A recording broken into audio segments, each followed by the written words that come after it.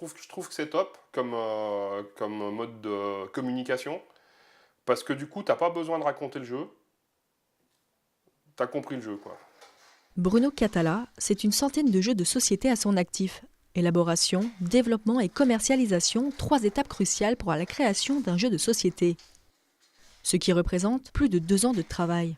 Pendant des années, j'ai été simplement un consommateur, en fait, en achetant les jeux, en expliquant les règles aux autres, etc. Et puis, comme le jeu qui m'a fasciné à mes débuts avait été publié parce qu'il avait gagné un concours de création, j'ai découvert qu'il y avait des auteurs de jeux, ce que j'avais jamais imaginé avant. Et je me suis dit, un jour, je ferai ça. Un jour, j'inventerai mon jeu. J'ai jamais pensé en faire un métier.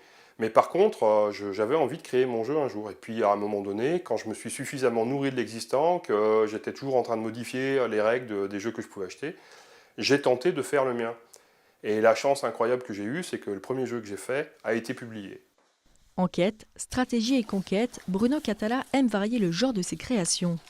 Une manière de montrer que les jeux de société ne sont pas exclusivement réservés aux enfants.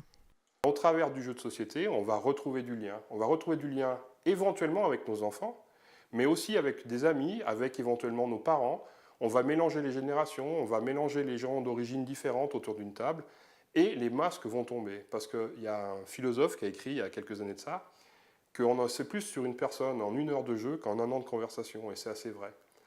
Depuis quelques années, les jeux de société connaissent un regain chez les jeunes comme chez les adultes, un domaine qui attire de plus en plus d'auteurs qui souhaitent tenter l'aventure. Ne pas espérer en vivre. Parce que voilà, il faut voir qu'on gagne à peu près 30 centimes par jeu vendu, que la grande majorité des jeux se vendent en dessous de 10 000 exemplaires et sur une période de 2 ans. Donc avant d'avoir des revenus qui correspondent à quelque chose, il va se passer beaucoup de temps et il faut beaucoup de chance. Donc il faut considérer ça comme une passion. Si ça rapporte un petit peu d'argent, tant mieux. Si ça ne rapporte pas, c'est pas grave. Au mois d'octobre, Bruno Catala participera au Salon international du jeu de société en Allemagne. L'occasion pour les passionnés de se réunir le temps de quelques jours pour découvrir les nouveautés.